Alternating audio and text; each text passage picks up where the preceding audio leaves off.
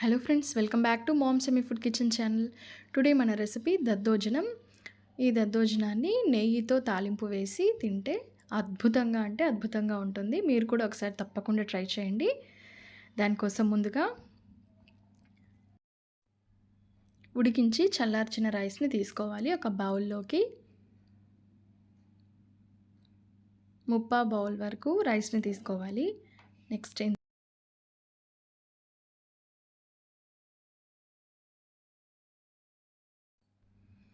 ఒక పెద్ద కప్తో కమ్మటి తీయని పెరుగుని వేసుకోవాలి.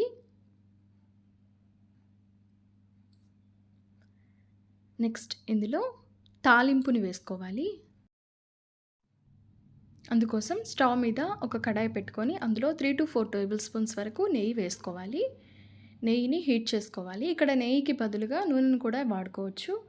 కానీ నెయ్యితో తాలింపు వేస్తే దద్దోజనం అనేది టేస్టీగా ఉంటుంది. నెయ్యి కాస్త మెల్ట్ అయ్యి హీట్ అయిన తర్వాత ఇందులో 1 స్పూన్ వరకు తాలింపు గింజల్ని వేసుకోవాలి. తాలింపు గింజలు అనేవి కాస్త చిటపటలాడాక ఇందులో 2 రెమ్మల కరివేపాకుని యాడ్ చేసుకోవాలి. కరివేపాకు కూడా కాస్త వేగిన తర్వాత స్టవ్ ఆఫ్ చేసేసి దీనిని ముందుగా బౌల్లో తీసుకున్న రైస్ కర్డ్ మీద ఈ తాలింపుని వేసేసేయాలి. నెక్స్ట్ ఇందులో కొన్ని పోమోగ్రానైట్ సీడ్స్ని యాడ్ చేసుకోవాలి. అండ్ నెక్స్ట్ ఇందులోనే టేస్ట్కి సరిపడా సాల్ట్ని యాడ్ చేసుకోవాలి. ఇప్పుడు ఇంగ్రీడియంట్స్ అన్నీ రైస్లో కలిసే విధంగా మిక్స్ చేసుకోవాలి.